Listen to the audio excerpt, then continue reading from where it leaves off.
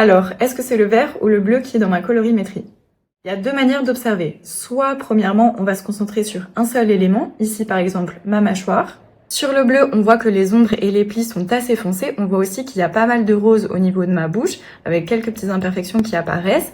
Alors que quand on passe au vert, tout devient beaucoup plus éclairé.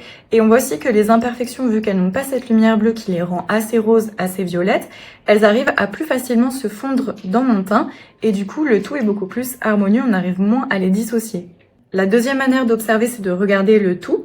Ici, on voit avec le bleu, par exemple, qu'il y a quand même une cassure entre moi et la couleur. On est facilement dissociable. C'est plus difficile de passer de la couleur à moi, alors que c'est l'inverse avec le vert. C'est beaucoup plus facile. Il y a une fluidité entre moi et la couleur. Et c'est pareil quand on regarde côte à côte. Avec le bleu, on a toujours cette impression de cassure entre moi et la couleur, alors qu'avec le vert, on a cette impression de fluidité, d'harmonie. Et l'harmonie, c'est ce qu'on recherche en colorimétrie. Si vous voulez connaître votre colorimétrie, rendez-vous sur mon site.